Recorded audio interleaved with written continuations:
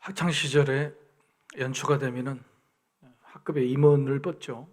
근데 반장, 부반장은 저희 때 경우에는 그렇게 인기가 없었던 것 같습니다. 왜냐하면 일도 많고 또 늘 선생님에게 꾸지람 듣고 하는 그런 인기가 있는 그런 직책이 뭐였냐면 미화부장하고 체육부장이었습니다. 실권자죠.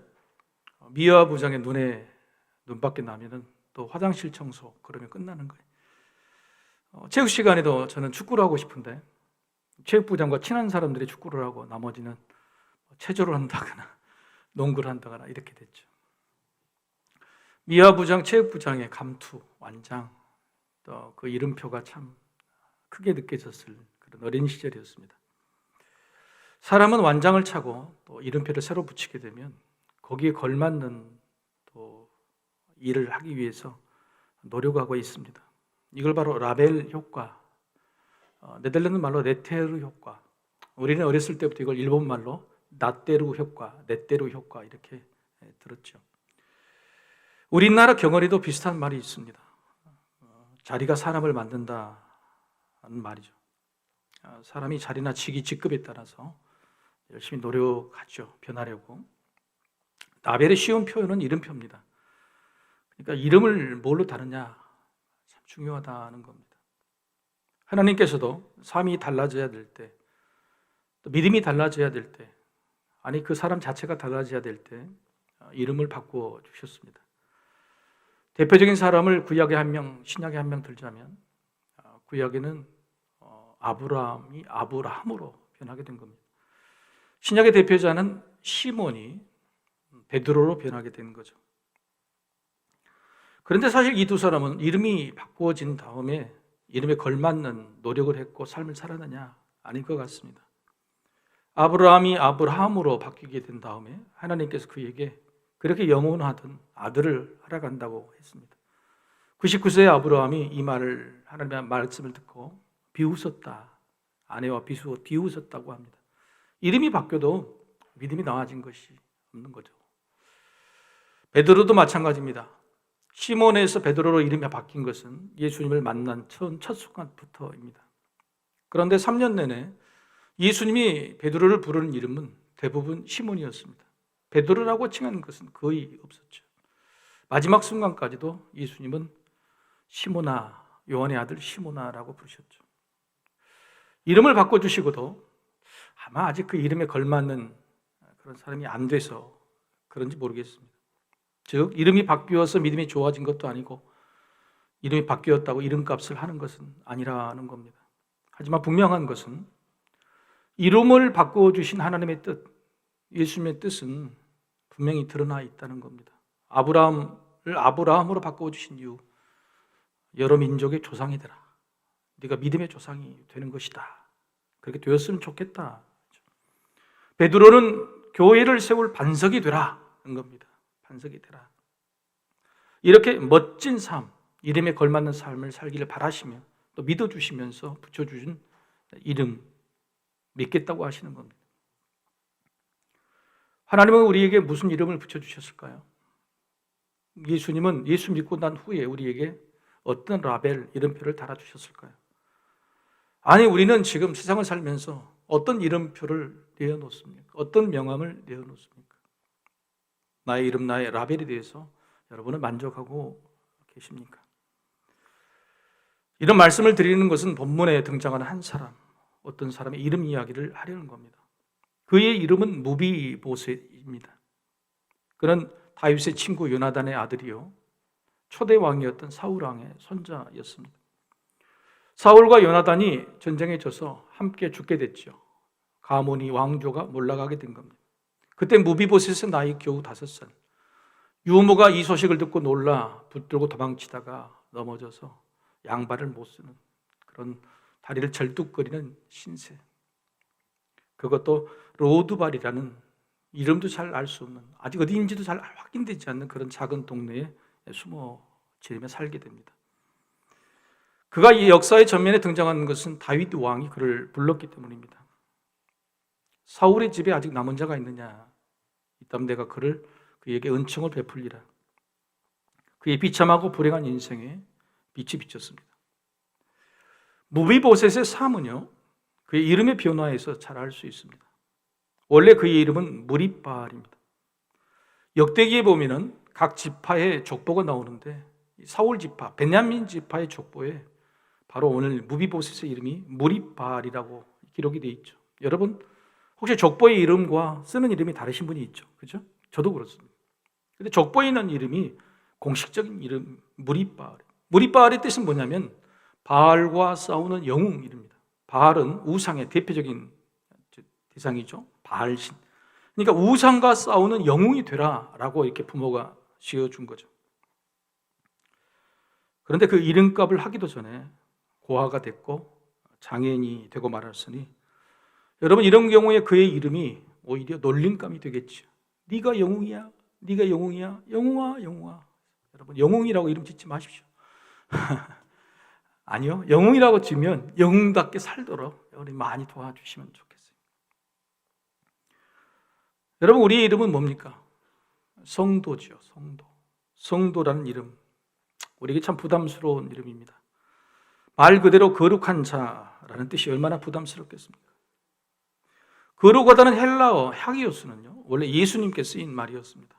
그래서 귀신이 예수님을 보고 하나님의 거룩한 자 이렇게 불렀습니다. 하나님의 거룩한 자. 그런데 우리가 죄인인 우리가 어찌 거룩하신 예수님과 같은 이름을 그렇게 사용할 수 있겠습니까? 단지 우리 몸이 예수님이 거하시는 성전이기에, 예수님이 모셨기에, 예수님이 우리를 용서해 주셨기에 우리 예수 때문에 그냥 거룩하게 된 자, 성도라고 불리고 있는 겁니다. 그런데 걸맞는 삶을 살기 어려우니 참 부담스럽죠. 솔직히 말하면 성도라는 이름 라벨을 감추며 살기도 합니다. 밖에 나가서 갑자기 우리 교회인들을 만날 때 누가 집사님, 장로님, 그럼 조용. 난 몰라, 교회 다니는지. 조용히 하라고. 여러분 그렇지 않아요? 거룩하지 못한 자기 삶이 그 이름이 오히려 놀림감이 될 수 있기 때문에 그 라벨 이름을 우리는 감추는 거죠. 이름대로 살기는 것도 참 어렵지만 이름이 세상에 나는 성공하기는 더더욱 어려울 겁니다. 세상 사람들이 말하는 인생의 성공 조건을 보통 세 가지 이야기하죠. 권력, 부, 명예. 부와 권력과 명예를 이야기합니다. 제가 이 부를 제일 먼저 이야기했을까요? 요즘 세상의 성공을 부가 제일 먼저. 권력자도 명예자도 대부분 부를 향해, 돈을 향해 가고 있기 때문에 그렇습니다. 평범한 사람에게는 부나 권력을 얻을 기회는 흔히 오지 않습니다. 그런데요, 명예는 다릅니다. 명예는 누구에게나 기회가 옵니다. 명예가 뭡니까? 이름 명예 기릴예입니다. 그냥 칭찬받는 이름이에요. 권세가 있어서 부자가 되어서 권력이 있어서 뭐가 있어서 명예로운 게 아니에요. 그냥 내가 가지고 있는 이름의 이름값을 하면 됩니다. 내가 가지고 있는 직분값을 하면 되고 지위값, 내가 해야 되는 그 일값을 하면 돼요. 아빠면 아빠의 이름값을 하면 되고 엄마는 엄마의 이름값을 하면 그게 엄마의 명예가 되고 아빠의 명예가 되는 거예요. 누구나 이름을 가지고 있고 누구나 그 이름값을 할 수 있는 명예의 기회는 온다는 겁니다. 여러분 우리도 각자의 자리에서 우리 이름값대로 행하면 우리는 명예로운 사람이 됩니다. 높은 지위에 올라가고 위대한 직업을 가지고 돈과 권력이 있는 그런 사람이 명예로운 게 아니에요. 여러분 그런 사람들도 그 이름값을 못해서 오히려 불명예를 뒤집어 쓰고 인생 마감하는 사람이 얼마나 많아요, 지금 세상에. 그래서 명예라는 것은 그렇게 붙이는 게 아닌가요? 우리도 그런 명예의 기회가 있다는 겁니다. 하지만 오늘 본문에 등장하는 이 주인공 무리바알은 그런 기회조차도 얻지 못했습니다. 바알이라는 우상과 싸워서 영웅이 되기는커녕 불과 5살에 모든 것을 잃고 숨어 사는 인생이 되었으니 그에게 무슨 명예가 있겠습니까? 그런데 성경에 보면 이 무리바알이라는 원래 이름이 갑자기 무비보셋으로 바뀌게 됩니다. 언제 바뀌었으며 왜 바뀌어 있는지 잘 모릅니다. 학자들은 그냥 그의 이름의 뜻을 가지고 유추합니다. 사람들이 그의 인생이 하도 불쌍해서 위로하고 격려하고자 그 이름을 바꾸어 불렀다 하는 거예요. 왜냐하면 무비보셋의 이름의 뜻이 바로 불명예를 싣는 자, 불명예를 싣는 자. 이름은 굉장히 명예로운데 이름대로 살 수 없는 그의 불쌍한 인생. 그래서 이름을 이제는 불명예를 싣고 살아라 라고 무비보셋으로 지어주었다는 거예요. 하지만 그는 이름이 바뀐 후에도 그의 불명예가 씻어지지 않았습니다. 불명예를 씻기는커녕 무비보셋이라는 이름으로 잘 불려지지도 않았습니다. 오늘 본문에 다윗이 사울 가문에 남은 자가 있으면 찾아오라 그랬더니 그 사울 가문을 대표하는 사람이 당시 누구였냐면 시바라는 사람이었어요. 이 사람은 사울 가문의 종이었습니다. 그런데 그 종이었던 시바가요, 아들이 15이고 종이 20명이 굉장히 큰 부자였죠. 그러니까 아마 사울 가문의 재산을 좀 많이 가져갔든지 아니면 자기가 사울 가문의 대표자라고 그렇게 행세를 했든지 그런 권력자에 있었던 것 같습니다. 그가 왕 앞으로 불려가죠. 그런데 그 시바가 이 다윗 왕에게 남은 사람이 있습니다라고 소개를 합니다. 그런데 그가 이 무비보셋을 소개하는 말 본문에 보죠. 이름이 아니에요. 무리바알도 아니고 무비보셋도 아니고 다리 저는 자가 있습니다. 다리 저는 자가. 이름조차도 모르는 거예요. 여러분 죄송합니다. 쉽게 이런 말을 표현하기도 좀 그렇지만 그냥 세상에서 말하는 병신입니다. 그렇게 그냥 불리고 살았습니다. 그러니까 저 사람이 어떤 이름인지조차 몰라. 여러분 왕 앞이에요. 왕 앞이라 그러면 적어도 관등성명은 제대로 돼야 되는 거 아니에요? 모르는 겁니다. 그냥 제가 알기로는 다리 저는 자 외에 아닙니다. 심지어는 시바는요, 자신이 사울 가문을 대표하는 사로 불렸으면서도 이름도 모르고 심지어 그를 챙겨주지도 않았습니다. 그래서 오늘 이 무비보셋이 거하는 집은 마길이라는 사람의 집이었어요. 여러분 그 불명예는요, 오히려 살면 살수록 벗어지기는커녕 더욱더 가중되고 세상에서 가장 실패한 사람, 가장 불명예로운 사람으로 전락하고 있었던 것이죠. 근데 성경을 읽다 보니까 정말 마음 아픈 점이 하나 있더라고요. 왜 이걸 기록했을까? 그에게 아들이 하나 있었다는 겁니다. 무비보셋에게 아들이 하나 있었는데 어린 아들 미가가 있었대요. 자, 아버지 요나단이 죽은 지 17년 정도 지났습니다. 그러니까 5살에 헤어졌으니까 22, 3 결혼을 했겠죠. 그리고 자기가 다쳤을 때 정도의 나이 아들 5살 정도의 어린 아들이 있었던 거예요. 그런데 그 아들 앞에서 사람들이 자기를 부르기를 다리 저는 자다. 자기 인생도 억울하고 불명예스러운데 그 아들에게 자신의 그 불명예스러운 인생을 그대로 전해줘요. 여러분 그 이야기를 듣는 아버지의 심정이, 그 아버지를 놀리고 있는 그 이름을 듣는 그 아들의 마음은 어떻겠어요? 가슴이 미어터지지 않겠어요? 다윗왕은요 그의 불쌍한 상황을 알게 되었습니다. 뒷주서도 했겠죠. 그래서 그의 무비보셋의 회복 계획을 세웁니다. 반드시 이루어주리라 다짐하고 그를 부르죠. 무비보셋의 회복 계획은 3가지인데 그 첫 번째는 명예회복입니다. 명예회복. 다윗이 무비보셋을 만나자마자 제일 첫 번째 했던 말이 뭐냐면 무비보셋이여입니다. 분명히 시바는 소개할 때 다리 저는 자로 소개했지만 다윗 왕은 그의 이름을 알고 있었고 그것도 무리바알이 아니라 무비보셋으로 불렀던 거죠. 뜻이 뭡니까? 불명예를 씻는 자, 내가 너의 불명예를 이제는 씻어주겠다라는 다짐이죠. 무비보셋에서 깜짝 놀라서 하는 말이 무슨 말씀이에요? 저는 종입니다 라고 이야기해요.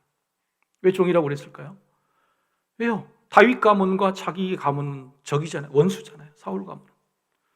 모든 사람이 다 죽었는데 나까지 찾아내서 이제 나까지 죽이려고 하는구나 두려워 떠는 마음으로 불려왔느니 세상 사람들에게 들어보지 못했던 그 이름 무비보셋을 다윗 왕의 입에서 듣게 된 거예요. 여러분 얼마나 마음이 뛰었을까요? 와, 나의 이름을 듣게 돼요. 그것도 왕의 입에서 듣게 되었다.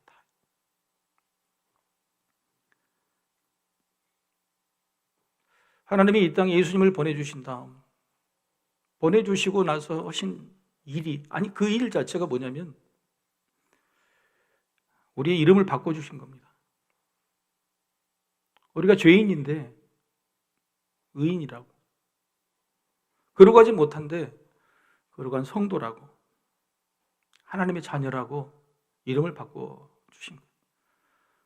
여전히 우리는 죄를 짓고 여전히 거룩하지 못하고 여전히 하나님을 사랑하지 못하는데 하나님 우리의 이름을 자녀라고 바꿔주셨어요.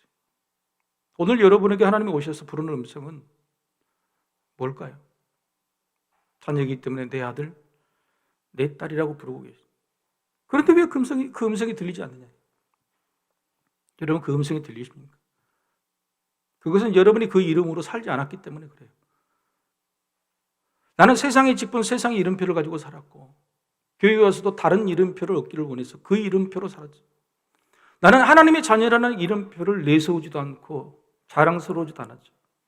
하나님 우리를 아들, 딸이라고 부르는데 그래서 우리는 내 머릿속에, 내 귀 속에, 내 영혼 가운데 내가 가진 이름이 아니니까 안 들리는 거예요.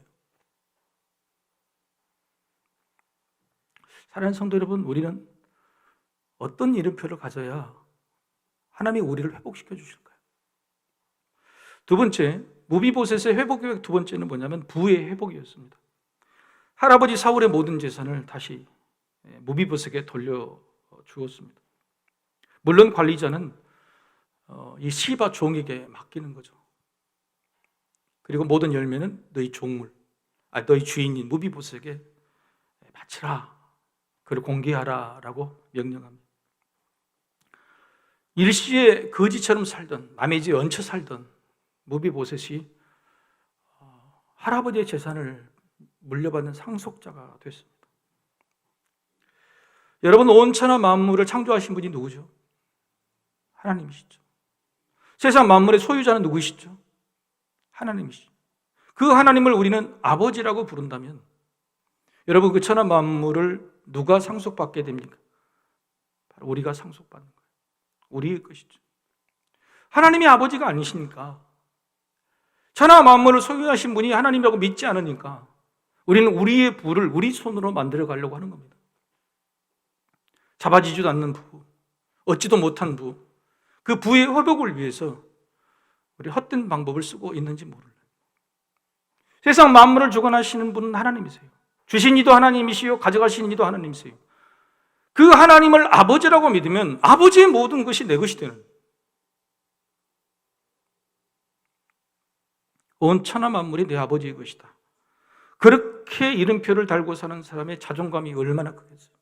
그런 사람이 헛된 물질을 향해 물질 회복을 위해 그것이 자랑스럽다고 이름표로 달고 살겠습니다. 오늘 또 우리가 일하지 않는 어떤 열매들을 우리 손으로 만지고 우리 입으로 먹게 될 겁니다. 그럴 때마다 우리는 이렇게 고백하면 돼요. 아버지가 나에게 보내주셨구나. 아버지가 나에게 보내주셨구나. 여러분, 이렇게 느끼는 것이 감사요, 행복이요, 자존감인 것이죠.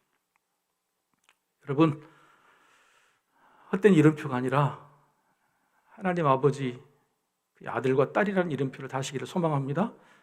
세 번째, 무비보셋의 회복 세 번째는 권력의 회복입니다. 제가 왜 이런 순서를 하신 거 아시죠? 세상 사람들이 원하는 회복이 뭐죠? 부, 명예, 부, 권력이 그 순서로 가고 있는 겁니다. 권력의 회복은 뭐냐면 다윗 왕의 밥상에서 먹게 했습니다. 그것은 단순히 아들이요, 가족이 되었다는 뜻만이 아니에요. 저 어렸을 때 아버지하고 같은 밥상을 쓴 적이 없는 것 같아요. 할머니하고 아버지하고 같이 드시고, 그리고 저희는 따로 먹었던 것 같습니다. 여러분, 다윗의 아들이 몇 명일까요? 벌써 알고 있는 사람이 16명인데 그로 10년이 지났으니까 20년 가까이 됐을 거예요. 18명, 20년 가까이 됐을 거예요. 여러분, 그 많은 아들이 다윗과 같은 밥상에서 밥을 먹었을까요? 안 먹었을까요? 오늘 성경에는 다른 왕자와 같이 이야기했지만 그런 다른 왕자 중에서 다윗 왕의 밥상에서 밥을 먹은 사람은 무비보셋이었다라고 그렇게 기록하고 있는 것이죠. 여러분, 우리가 일을 얻거나 일을 만들려면 그것은 어디에서 이루어지는 겁니까? 보통 밥상머리에서 이루어지죠. 그죠?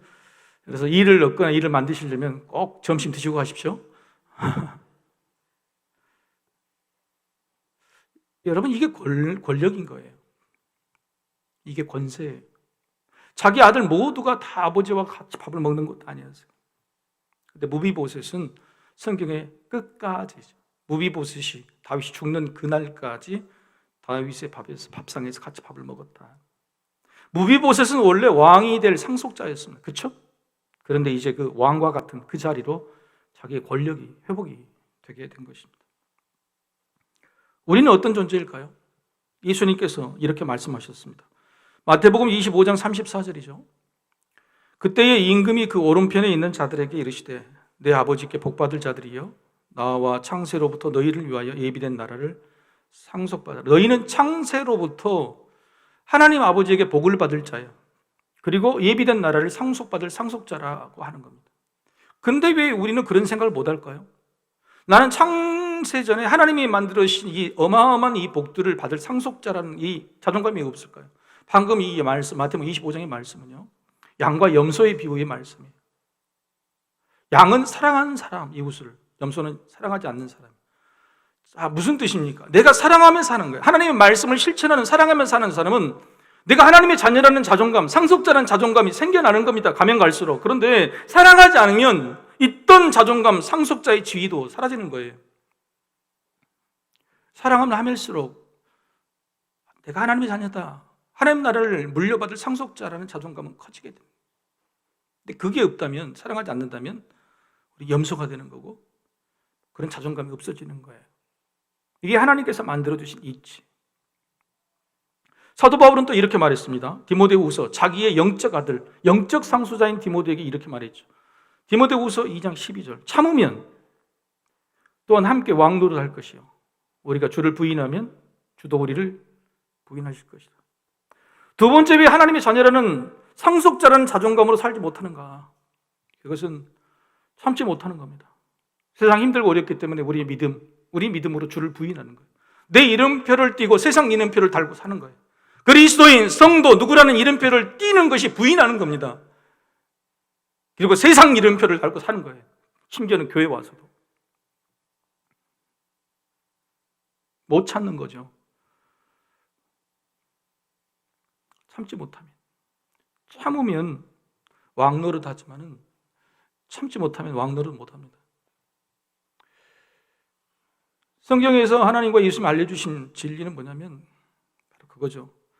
너희는 처음에 태어날 창세전부터 하나님 나라의 상속자로 왕노릇 할 사람으로 됐는데 왜 그 자존감을 잃어가는 거냐? 사랑하지 않기에, 삼으려고 하지 않기. 세상 나라의 상속은요, 우리가 죽으면 끝입니다. 그렇죠? 그리고 그 상속해 줘서 얼마나 자녀들이 싸웁니까? 그러나 하나님 나라의 상속은요, 각자가 다 받는 것이고 영원한 상속이 사랑하고 믿음의 이름표를 끝까지 붙드는 참한 내모로 여러분 하나님 나라의 상속자가 되시길 축복합니다. 자, 그런데 이 다윗의 무비보셋 회복 계획은 성공했을까요? 실패했을까요? 이것은 다윗의 계획입니다. 그렇게 했다는 거죠. 그러니까 무비보셋이 회복이 되었을까요? 회복이 되지 않았을까요? 결과가 훗날 곧 나타나죠.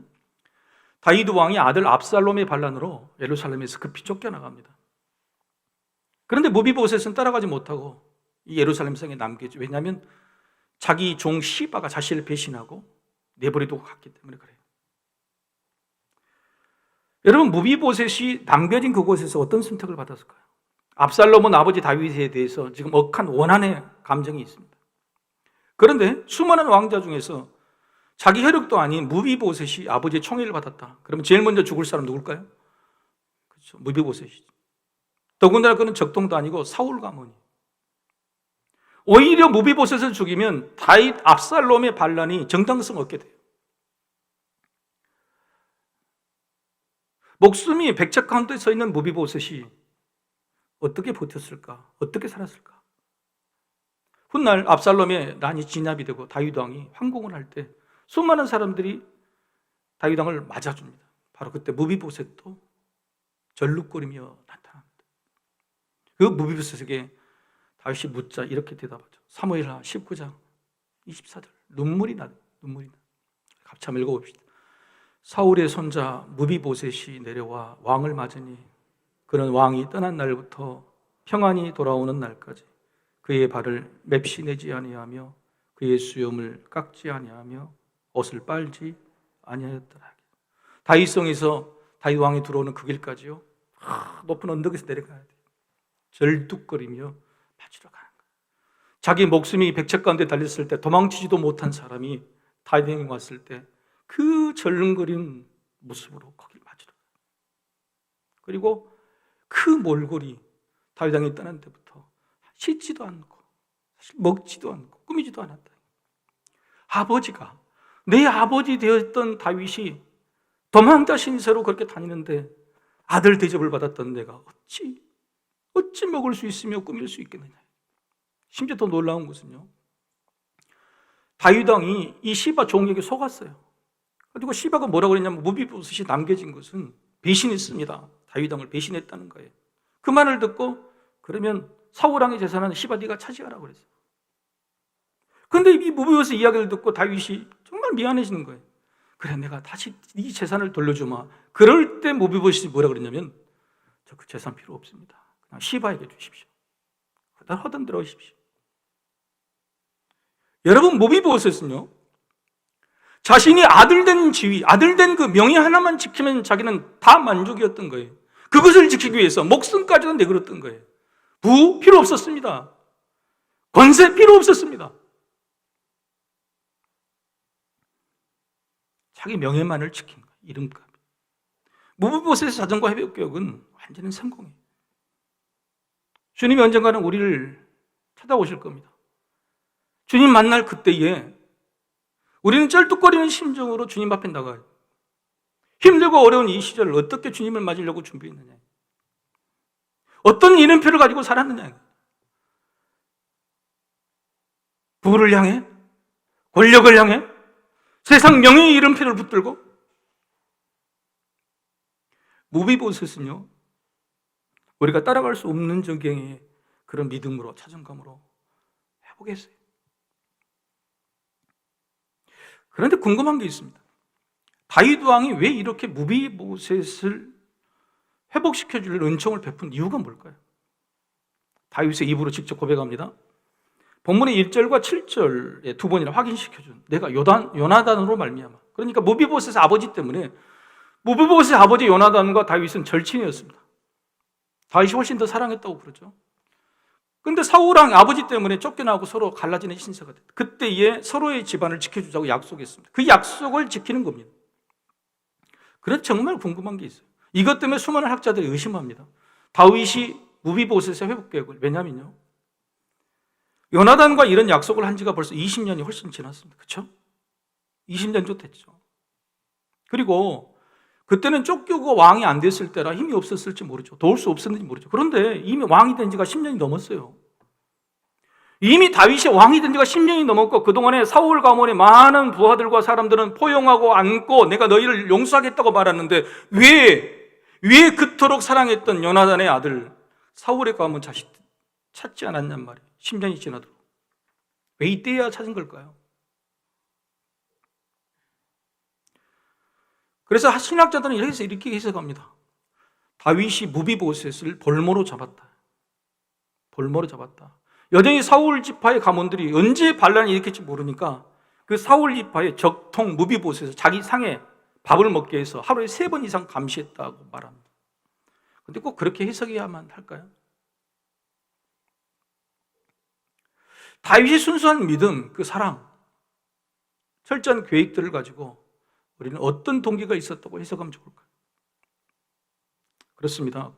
그 이유는 뭐냐면, 오늘 본문이 9장인데 앞에 8장 전에 7장에서 하나님이 다윗에게 약속을 하십니다. 하나님께 내가 성전을 지어주겠습니다. 마음만 받겠다. 내가 오히려 너희 집을 지어주노라. 그리고 너희 집안에 가문 너희 자손들 내가 번창하게 만들, 영원히 함께 하겠다고 약속을 해주셨어요. 그리고 8장으로 넘어갑니다. 7장에 하나님이 약속해 주시고 8장에는 무슨 일이 일어났냐? 그 약속을 지키십니다. 수많은 주변 민족들을 다 이기게 하시고 자신의 왕권이 공고하게 하시고 모든 제도와 법제와 자리들을 배치시켜 주시죠. 다윗은 그제서야 한 겁니다. 하나님은 약속만 하시는 분이 아니라 약속을 지키시는 분이라는, 신실하신 하나님이라는 사실을 경험하게 된 거예요.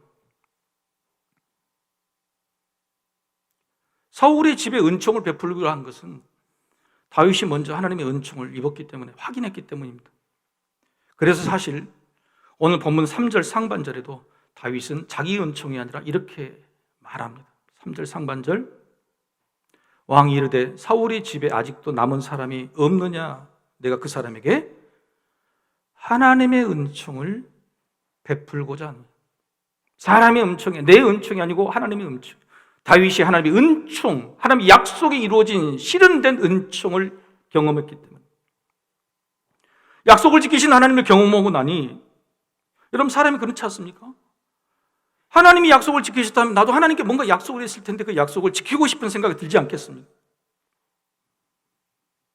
하나님의 약속은 반드시 행하시고 이루시는구나. 그렇다면 사람이 하나님과 맺은 약속도 지켜야겠구나라는 생각이 번뜩 떠오르게 됩니다. 그리고 다윗이 하나님께 했던 약속들을 뒤집어 보는 거예요. 찾아보는 거예요. 그랬더니 무슨 약속이 생각납니까? 바로 요나단과 했던 약속이 기억이 납니다. 요나단과 했던 약속, 사무엘상 20장 42절. 우리 같이 한번 이걸 보실까요? 자, 시작. 요나단이 다윗에게 이르되 평안히 가라. 우리 두 사람이 여호와의 이름으로 맹세하여 이르기를 여호와께서 영원히 나와 너 사이에 계시고 내 자손과 네 자손 사이에 계시리라 하였느니라 하니 다윗은 일어나 떠나고 요나단은 성읍으로 들어가니. 여러분, 다윗과 요나단의 약속입니까? 아니면 다윗과 하나님과의 약속입니까? 하나님과의 약속. 하나님께 맹세했어요. 요나단의 가정 자손을 보호해 준다는 것은 요나단과의 약속이기도 하지만 하나님과 맺은, 하나님이 열음으로 믿은 언약이었어요. 맹세였어요. 서원이었어요. 다윗은 약속을 해주시고 약속을 지켜주신 그 하나님, 그 은혜를, 은총을 깨닫고 나도 하나님께 약속한 것을 지켜야 되겠다. 그래서 사울의 집에 하나님의 은총을 베풀어야 되겠다라고 고백하게 된 겁니다. 사람과 하나님의 관계는 믿음이죠. 관계는 믿음입니다. 그러나 믿음은 모두 약속에 기반합니다. 믿음이란 뭐냐? 예수를 믿으면 구원하시겠다는 거예요. 근데 여러분 지금 구원 받았습니까? 천국에 들어갔습니까? 아니잖아요. 그런데도 천국에 들어갈 것을 믿는 거잖아요. 근데 그 믿는다는 게 뭡니까? 내가 예수를 끝까지 붙들고 있으면 천국에 들여 보내주신다는 그 약속을 믿는 겁니다. 믿음은 약속을 믿는 거예요. 근데 세상 사람들은 이게 굉장히 어리석다고 그러죠. 합리적이지 않다고 말합니다. 믿으면 영원히 산다? 믿으면 구원받는다? 그게 어떻게 증명하는 건데? 왜 합리적인데? 그런데 만약 여러분 이게 약속이라 그러면 그것도 지금 실제로 지켜지고 있는 약속이라 그러면 해석이 다르죠. 그렇지 않겠습니까? 우리가 믿음이라는 약속을 받았는데 믿으면 천국 간다는 그 약속이 지금도 지켜지는 약속들이라면, 예를 들어서 여러분 지난 한 주간에 여러분 하나님께 받은 은혜가 있습니까? 없습니까? 3부가 제일 대답이 없으세요.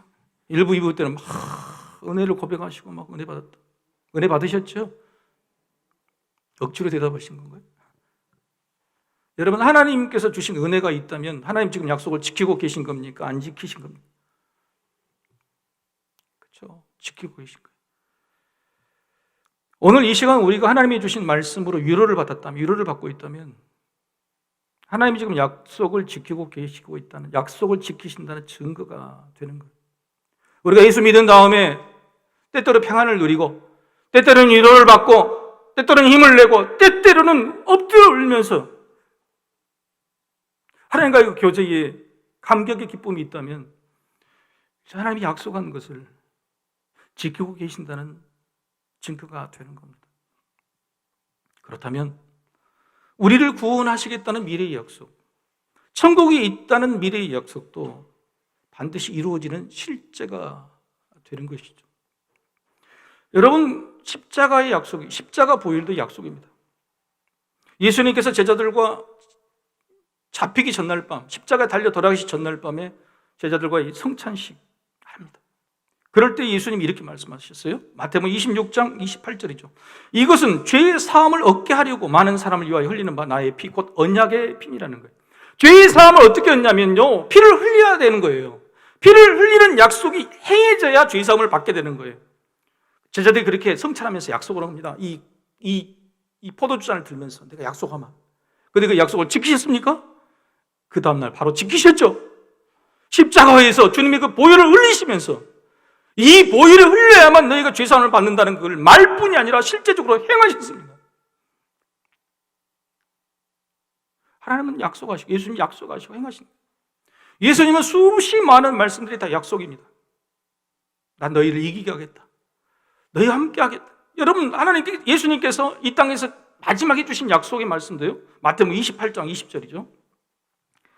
내가 세상 끝날까지 너희와 항상 함께 있으리라 하시니라. 자, 항상 함께 있으리라는 것을 성령님을 보내주신다는 이야기인데 성령님 불과 열흘 후에 보내주셨어요. 약속을 지키셨죠. 사랑하는 성도 여러분 성령 받으셨습니까?